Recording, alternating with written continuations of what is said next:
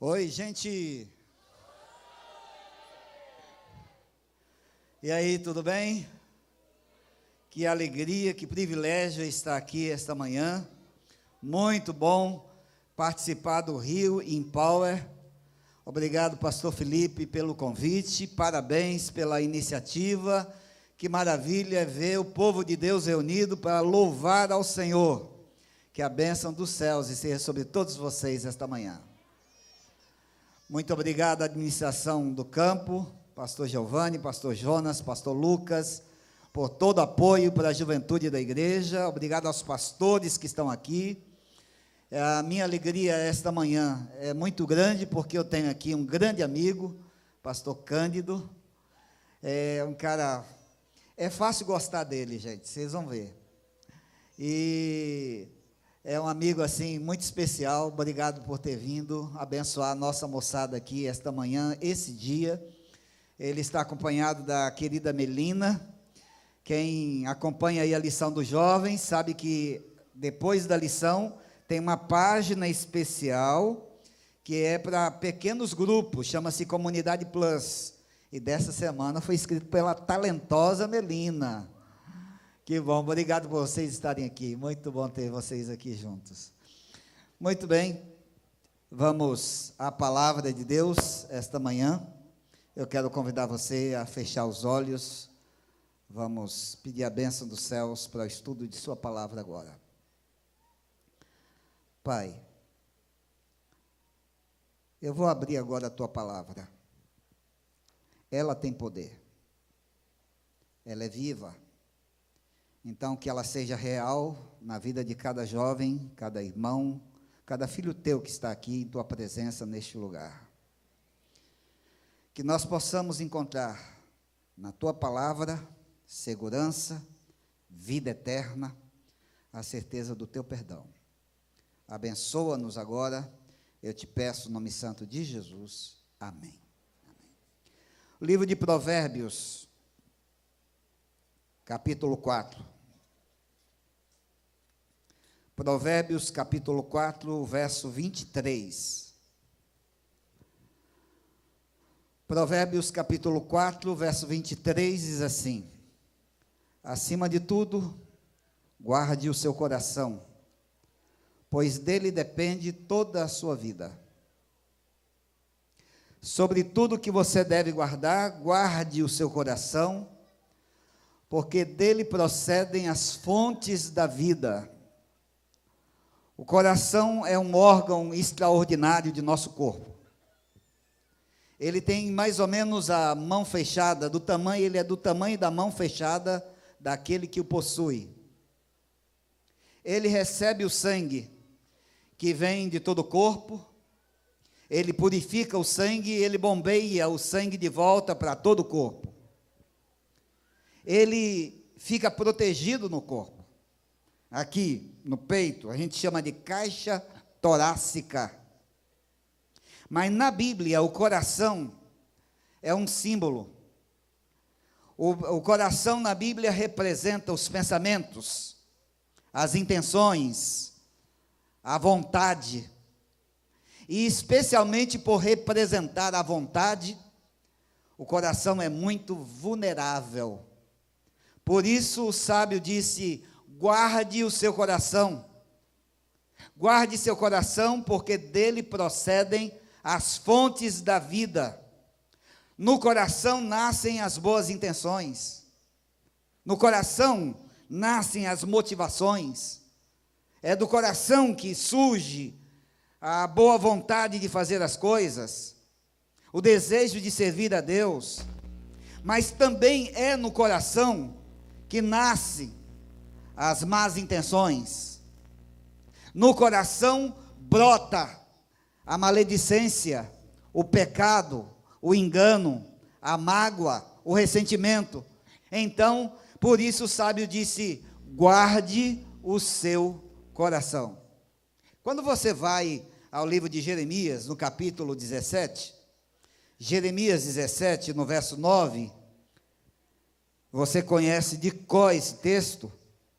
Diz aqui que o coração é mais enganoso que qualquer outra coisa, e sua doença é incurável. Quem é capaz de compreendê-lo? Enganoso é o coração. Então, um coração saudável também é um coração doente. E é por essa razão que o sábio diz: guarde o seu coração. Guardar o coração é proteger as suas emoções. Guardar o coração é colocar limites em seus relacionamentos. É você que indica, é você que determina quem pode se aproximar, quanto vai se aproximar de você. Guardar o coração é zelar contra as influências do mal, é vigiar contra as tentações. Guardar o coração é uma necessidade imperiosa. Acontece, queridos, que a nossa consciência diz: não vai por aí, está errado, é perigoso, e o coração não ouve. Quando a consciência fala uma coisa, e o coração não ouve, ou ouve outra coisa, com certeza que a consequência disso será o erro, será o mal. A gente ouve às vezes, mas não quer obedecer. E algumas vezes a gente quer obedecer, mas a gente não tem força de vontade. Uma das coisas mais difíceis para controlar na vida é a vontade da carne. A gente ouve a consciência, ela diz: não segue por aí, é perigoso, você vai quebrar a cara. Mas a consciência não quer ouvir, a vontade está sob controle. E a partir daí, você começa a perceber que a vontade começa a controlar seu coração, sua consciência, seus sentimentos, suas escolhas, suas emoções. É por isso que você precisa fortalecer a sua vontade. Quando você fortalece a sua vontade, a consciência diz: vai quebrar a cara, não vai por aí. Aí você começa a ouvir, o coração começa a atender. Mas enquanto a vontade não estiver sob seu controle, você estará sujeito às escolhas erradas do coração. É por isso que o sábio disse: guarde o seu coração. Queridos, todos nós, todos, sem exceção, todos nós temos o nosso pecado de estimação. Todos nós. Aqui ninguém é melhor do que o outro. Eu me conheço. Nós todos temos nosso pecado de estimação. O que é um pecado de estimação? É aquele pecado que a gente não consegue controlar. A gente vive caindo nele uma vez após outra. A gente pede perdão, a gente reconhece que é errado, a gente sabe que não deve ir por ali, mas a vontade nos controla, de tal maneira que a gente vive caindo sempre no mesmo pecado. E se a gente quer vencer, a gente precisa aprender a controlar o coração e a controlar a nossa vontade. Satanás sabe que o coração é fonte de vida. Ele não vai conseguir contaminar nosso coração se ele não enfraquecer a nossa vontade. Para nos dominar, para nos fazer levar ao pecado, ir até o pecado, ele enfraquece a nossa vontade. Escuta o que eu estou dizendo para vocês esta manhã. A vontade é uma coisa poderosa. A tia Ellen diz assim, moçada: a vontade é o poder que governa a natureza do homem. Vou ler de novo. A vontade é o poder que governa a natureza do homem. É o poder que decide o destino de sua vida. E a vontade anula a consciência. A vontade anula a razão. Você sabe que vai quebrar a cara. Você sabe que não deve ir por aqui. Mas se a sua vontade estiver enfraquecida, você não consegue seguir aquilo que sua consciência lhe diz. Eu vou dar um exemplo para vocês. O camarada é casado, bem casado. Aí ele trabalha numa empresa e aparece nessa empresa uma sirigaita bonita, que começa a esticar os olhos para ele, e começa a seduzi-lo. E aí, quando ele olha, ele percebe o olhar daquela sirigaita, e logo ele fica animado, e brota nele o desejo. Ele não quer trair a esposa, ele não quer adulterar, mas se ele der vazão para a vontade, e deixar que o desejo cresça, porque ela vai continuar insistindo, e um dia após outro, essa garota começa a esticar os olhos para ele, e ele vai alimentando, daqui a pouco a vontade assume o controle, e agora não adianta o que a razão lhe diz, a vontade se torna soberana. A tia Ellen diz, a vontade é o poder que governa a natureza humana. O caráter do camarada pode estar formado, mas se ele deu espaço para a vontade em sua vida, ele perde o controle. E ligado à vontade tem uma coisa chamada impulso. Dizem que o ser humano amadurece aí por volta dos 21 anos de idade. Hoje estão falando que é um pouquinho mais, mas vamos ficar aí, 21 anos de idade. E a última coisa que amadurece no homem é a vontade, é o impulso. É o impulso. E olha como o diabo é pilantra. Ele faz assim, está provado por estudos, que um garoto que começa a beber aos 13 anos de idade, quando ele fizer 21 anos de idade, 50% a mais deles se tornarão alcoólatras. Agora, presta atenção, se ele experimentou a bebida somente depois de 21 anos de idade, apenas 10% deles potencialmente se tornarão alcoólatras. Por quê? Porque a vontade está amadurecida, ele tem controle sobre seus impulsos. Mas um garoto de 13, 14 anos de idade, se ele não foi ensinado a controlar sua vontade, a controlar seus impulsos, ele se torna um escravo da sua vontade. E olha os dados, queridos, no Brasil, 1 em cada 4 adolescentes de 13 a 18 anos de idade é alcoólatra. Isso é terrível. Isso é terrível, por quê? Porque ele não consegue controlar seus impulsos.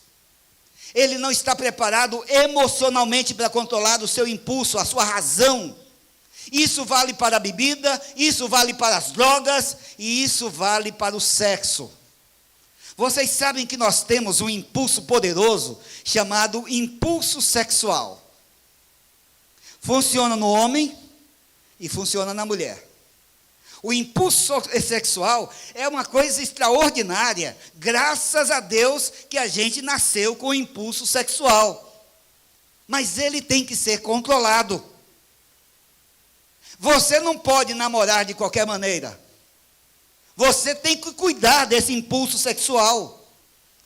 Uma mãe foi falar com a mulher do pastor e disse para a mulher do pastor assim: irmã, eu estou preocupada, eu peguei meu filho beijando uma garota, ele só tem 15 anos.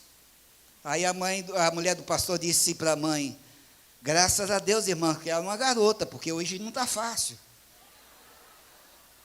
O impulso sexual existe em cada ser humano, mas tem que ser tratado, lidado com rédea curta. Você tem que controlar esse impulso. Agora, o mundo em que a gente vive apregoa isso. Se você tem vontade, faça. Gente, imagina nessa vida, se a gente fizesse tudo o que tem vontade de fazer. É por isso que esse mundo está destrambelhado do jeito que está. Tem limites, tem regras. Você tem que controlar sua vontade, e para isso você tem que guardar seu coração. A palavra de Deus diz: guarde o seu coração, porque todos nós trazemos dentro de nós uma velha natureza que nos leva ao pecado. Quando encontramos a Jesus Cristo, Ele colocou em nós uma nova natureza, a natureza divina, e começa uma batalha. Cada um de nós enfrenta uma guerra civil dentro do peito. Nós vivemos numa luta, ela só vai terminar ou quando a gente morre, ou quando Jesus voltar. Mas é uma luta permanente, e se você não tem sua vontade sob controle, você perde. A maior luta que os jovens têm é a luta para controlar seu impulso sexual. Queridos, o sexo é uma das coisas mais fenomenais criadas por Deus. Foi Deus que criou o sexo, não foi o diabo. Essa foi uma ideia de Deus. E graças a Deus que você olha para uma garota, para um rapaz e sente desejo. Foi Deus que implantou isso. Isso é bom. Só que você não pode dar rédeas para seus impulsos. E para isso você tem que guardar seu coração. Por quê? Vocês não fazem ideia quantas meninas estão por aí abortando. Garotas que vão carregar traumas pelo restante das suas vidas, porque lhe disseram que podem fazer com seu corpo o que quiserem. A filosofia, a mentalidade desse tempo é: meu corpo, minhas regras. Não acredite nisso, essa é uma mentira do diabo. Você tem que controlar seus impulsos. Segundo Pedro, capítulo 2, verso 19, a palavra de Deus diz assim. Segundo Pedro, capítulo 2, o verso 19, diz assim: prometendo-lhes liberdade, eles mesmos são escravos da corrupção, pois o homem é escravo daquilo que o domina. O homem é escravo daquilo que o domina. A sociedade diz: você é livre, faça o que quiser com o seu corpo. A palavra de Deus diz: chega a hora em que você se torna escravo da sua vontade. Chega um momento em que você perde o controle. O sexo é algo maravilhoso, minha gente. Eu tenho muita gente casada aqui, deixa eu ver quantos. A convicção, minha gente, cadê? Olha aí, esse é o pessoal casado. Eu vou perguntar para os casados: sexo é bom, é ou não é? É bom. A gente não faz tanto quanto vocês acham que a gente faz, mas é bom. Foi Deus que criou para a gente desfrutar. É algo bom, faz parte da nossa natureza. O que você não pode fazer é soltar as rédeas de seus impulsos. Escuta aqui, moçada. Você não pode namorar da maneira que você quer. Presta atenção nisso. Sexo, antes e fora do casamento, é pecado. Pronto, falei. Você tem que seguir o que Deus diz, porque Ele criou o sexo. E quem cria, determina as regras. E as regras que Ele determinou são estas. Ele disse que tem que ser desfrutado por duas pessoas de sexos opostos. É um homem com uma mulher. Segunda regra, é monogâmico. Terceira regra, é dentro dos limites do casamento. Quem cria, estabelece as regras. E Ele estabeleceu as regras, como é que o sexo deve ser desfrutado. A palavra de Deus, que é a nossa única regra de fé e prática, diz como é que a gente desfruta da atividade sexual. E diz que a fornicação é pecado. Que diz que o adultério é pecado. Você não pode perder o controle sexual. Você não pode perder o controle de sua vontade. Casamento é uma ideia divina. E você está namorando. Mas aí você diz assim: pastor, não aguento mais. Não dá para segurar. Você não consegue se segurar. Olha o conselho do apóstolo Paulo. Eu vou deixar Paulo falar, 1 Coríntios capítulo 7, conselho de Paulo. Você está namorando, não consegue mais ter controle sobre sua vontade. Os dois não se aguentam mais, estão subindo pelas paredes. Conselho de Paulo, 1 Coríntios 7, verso 9, ele diz assim: mas se vocês não conseguem se controlar, devem casar. Pois é melhor casar do que ficar ardendo de desejo. Você não está conseguindo se controlar? Casa infeliz. Não, ou melhor, casa para ser feliz. Mas casa. É melhor casar do que ficar subindo pelas paredes. Casa é o conselho de Deus. Porque Deus ama tanto você, jovem, que criou o sexo. Mas Deus ama tanto você que Ele criou o casamento para você experimentar do sexo. Tem limites que Ele estabeleceu. Ele colocou os limites. Essa igreja aqui, a igreja de Corinto, não é uma igreja fácil. Pensa numa igreja que eu não queria ser pastor. 1 Coríntios, capítulo 6. Era uma igreja complicada, cheia de problemas sexuais, problemas de comportamento moral. E aí, em 1 Coríntios, capítulo 6, verso 18, Paulo diz assim para esta igreja e para nós: fujam da imoralidade sexual. Todos os outros pecados que alguém comete fora do corpo, os comete. Mas quem peca sexualmente, peca contra o próprio corpo. Fuja da imoralidade sexual. Porque o pecado sexual é o pecado que você comete contra si mesmo. Você comete no corpo. Hoje, gente, há uma coisa que se tornou epidêmica, chama-se pornografia. A pornografia se tornou epidêmica em nosso tempo. Sempre houve pornografia, mas para minha geração, a pornografia era uma arte. Porque para você ver pornografia, você tinha que ir numa banca de jornal, comprar uma revista, e depois tinha que pegar aquela revista e entrar em casa escondido com ela. Aí tinha que colocar dentro da roupa, esconder, para a mãe não ver. Tinha que se trancar no quarto e ficar lá escondido, vendo lá, com medo que a porta abrisse. E depois de ver a revista, você tinha que escondê-la dentro de casa. Tinha gente que abria buraco na parede para esconder. Colocava debaixo do colchão, dentro do colchão. Era uma arte. Hoje não. Está na sua mão. Está no seu celular, está no computador. E hoje se tornou epidêmico. Tem uma geração doente. A semana passada me falaram de um jovem, me consultaram o que fazer, como ajudar esse jovem que está querendo se matar por causa da pornografia. Ele não consegue ter controle, ele não tem controle de sua vontade.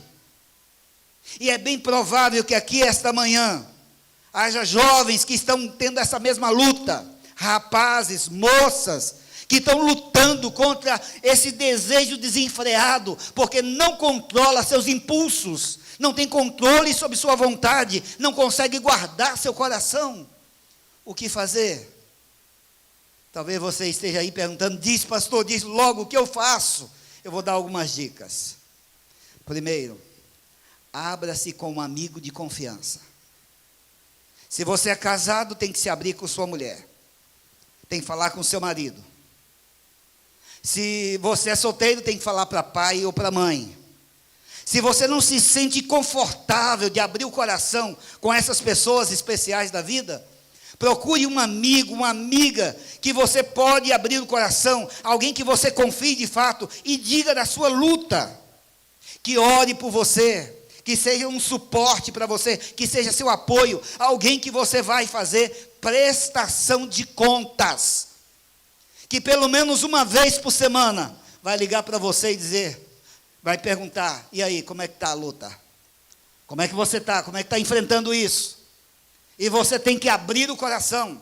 Deixa eu lhe dizer, para vencer a batalha contra a pornografia, esse é o ponto mais importante. Você tem que ter alguém com quem você possa se abrir. A segunda coisa a ser feita está na palavra, está em Salmo 119. Salmo 119, verso 9 e o verso 11. Diz assim, Salmo 119, verso 9. Como pode o homem manter pura a sua conduta? Como é que o jovem pode se manter puro? Vivendo de acordo com a tua palavra. Verso 11. Guardei no coração a tua palavra para não... Guardo no meu coração a tua palavra para não pecar contra ti.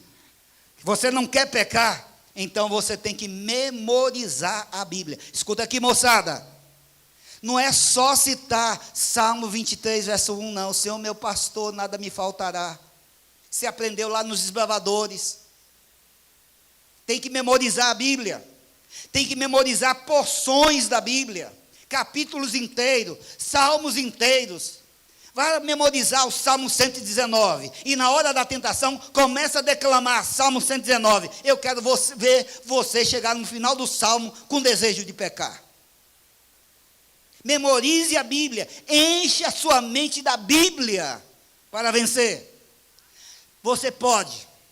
Você guarda tanta coisa. Guarde a Bíblia na sua mente para não pecar contra Deus. Memorize a palavra. Livros inteiros da Bíblia. Terceira coisa, eu não conheço nada mais poderoso para quebrantar a vontade do que o jejum. Você tem uma luta, tem que aprender a jejuar. E o que é o jejum? O jejum é ficar sem comer. Você pode fazer isso por 24 horas. Eu sei de gente que fica 3 dias de jejum. Então, geralmente nós adventistas, quando vai jejuar, a gente jejua no sábado. Então, antes do pôr do sol, você faz a sua última refeição. E aí você fica 24 horas sem se alimentar mais. Nessas próximas 24 horas, à noite é tranquilo, moleza. Mas de manhã, o estômago já começa a dar sinais. Quando chega meio-dia, aí o negócio aperta. Porque quando chega sábado de manhã, na hora do almoço, tem aquela lasanha favorita. Na hora da sobremesa, tem aquele banoffee. Aí a boca começa a salivar. E você olha e diz assim, que vontade de comer. Mas eu não vou comer hoje porque eu estou de jejum. Se você comer, não tem nada de errado. Mas quando você se recusa a comer, você está controlando a sua vontade. Porque quando você vai para os embates da vida, lá na frente você vai ter lutas maiores do que a comida. E agora, a sua vontade está sob controle. Por que é que você jejua? Para que sua vontade não reine soberana na sua vida. O jejum serve para quebrantar a vontade e submeter a nossa vontade à vontade de Deus. Você tem uma luta com a pornografia? Primeiro, abra-se com um amigo de confiança. Segundo, memorize a palavra. A Bíblia tem que ser guardada no coração, na memória. Não é um verso solto, é porções inteiras da Bíblia. Terceiro, jejum. E quarto, leia Caminho a Cristo. É um livrinho poderoso.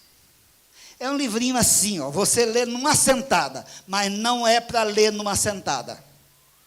É para ler com a caneta do lado. É para ler lentamente. Você só lê o segundo parágrafo quando entendeu o primeiro. Você só vira a página quando entendeu a página anterior. Leia com atenção, marcando, entendendo, pedindo a Deus sabedoria para colocar a mensagem do caminho a Cristo no seu coração. Faça disso um propósito. Moçada linda, o diabo não quer que você vença. O diabo não quer que você ore. Ele não quer que você leia a Bíblia. Ele não quer que você ame a Jesus. Ele não quer que você sirva a Deus. E Ele vai fazer de tudo para enfraquecer a sua vontade. Por isso a Bíblia diz: guarde o seu coração, porque dele procedem as fontes da vida. Guarde o seu coração. Moçada do Rio Empower, deixa eu lhes perguntar esta manhã: quem é que está controlando a sua vontade? O que é que você está lendo? O que é que você está ouvindo? O que é que você está assistindo? Quem são seus amigos? Quem é que está controlando a sua vontade? Quem é que reina soberano em sua vida? Porque a luta, ela vai continuar. Mas enquanto você luta, se sua vontade estiver sob seu controle e sob o controle de Deus, você sempre será um vencedor. Aí o cara via pornografia a vida inteira. Quando é que ele começou a ser dominado? Com que idade? Com que idade? Com que idade, gente? 13 anos, 14 anos. Aí, quando ele casa, ele vai continuar vendo pornografia. Ah, não, pastor. Quando eu casar, eu mudo. Muda não. Porque você não tem controle de sua vontade. Para isso, você precisa de um milagre. E esse milagre, só o Senhor Jesus Cristo pode realizar na vida. Isso vale para a bebida, isso vale para as drogas, isso vale para o sexo, isso vale para a comida, porque tem gente que quando vê comida perde o controle. Isso vale para qualquer coisa na vida. Você precisa submeter sua vontade ao controle de Deus. Eu quero terminar indo com vocês a Bíblia em 4 versos. Eu não vou explicá-los, eu vou lê-los assim rapidamente. 4 versos. Primeiro está no Salmo 1. Salmo 1, versos 1 a 3. Diz assim. Salmo 1, do verso 1 ao verso 3. Como é feliz aquele que não segue o conselho dos ímpios, não imita a conduta dos pecadores, nem se assenta na roda dos zombadores. Ao contrário, sua satisfação, seu prazer está na lei do Senhor, e nessa lei medita de dia e de noite. Ele é como uma árvore plantada à beira de águas correntes. Ele dá fruto no tempo certo, e suas folhas não murcham. Tudo o que ele faz prospera. O outro texto é 2 Timóteo, capítulo 2, verso 22. 2 Timóteo, capítulo 2, verso 22, diz assim: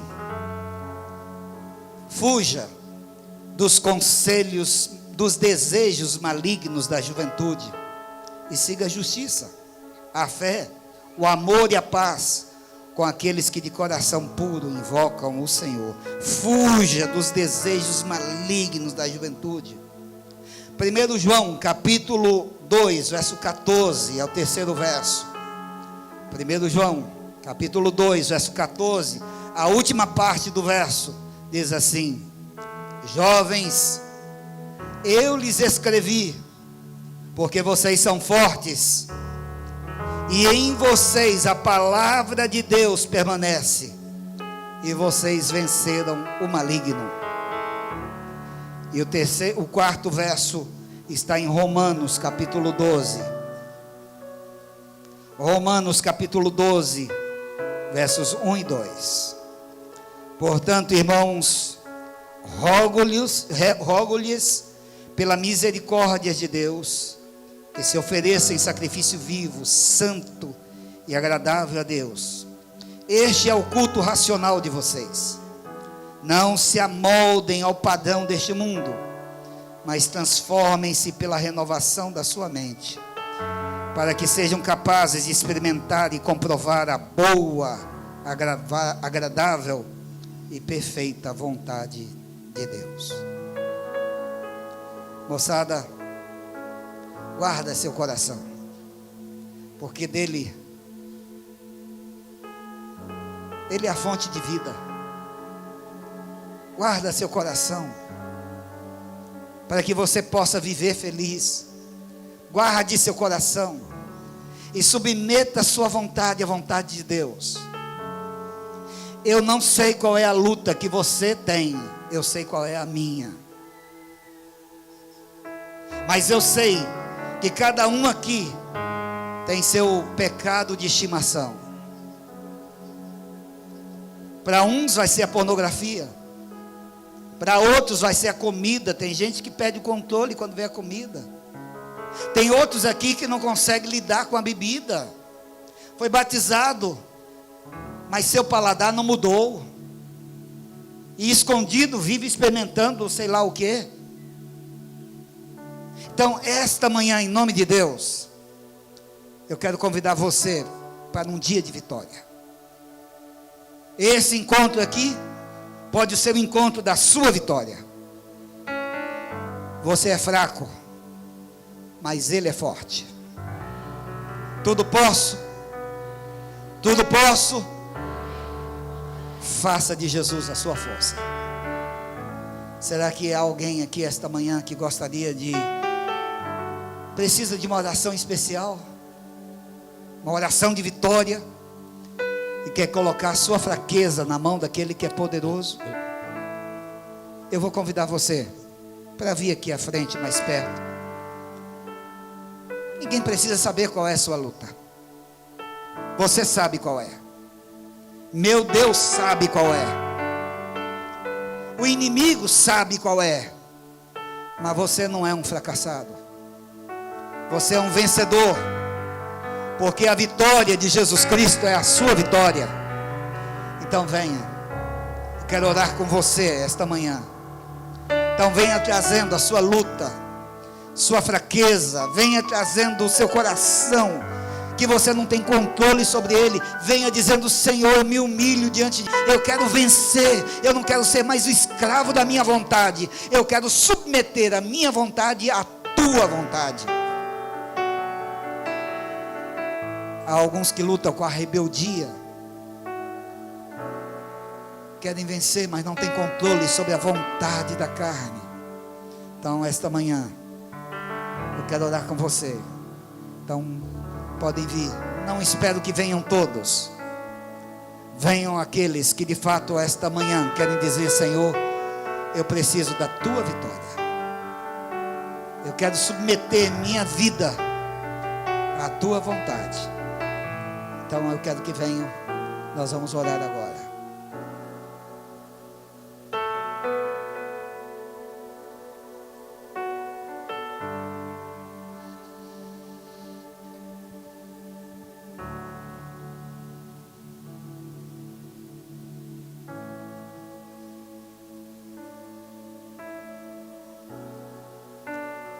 Podem se aproximar mais aqui à frente, para que os outros possam vir, os que estão vindo possam chegar mais.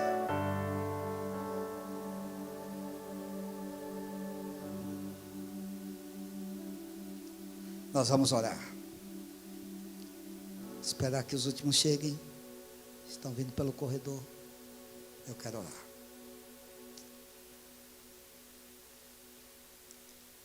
Pai, eu sei que teus olhos estão voltados agora para este lugar. Os teus ouvidos estão atentos à nossa oração. Tu nos conheces por inteiro. Quando as luzes apagam, quando a gente entra no silêncio de nosso quarto, cada um aqui sabe a luta que tem. E eu sei, Senhor, que tu conheces a cada um de nós e sabes a luta que nós temos. O mal que a gente não quer fazer é esse que a gente faz. E o bem que a gente quer fazer, a gente não consegue. A gente é miserável. Mas, Senhor, graças eu te dou por Jesus Cristo, porque Ele venceu. Ele venceu sobre o nosso pecado. Ele venceu sobre nossa tentação. Ele venceu sobre nossa fraqueza. E porque Ele venceu, nós podemos vencer. Porque Ele venceu, nós queremos vencer.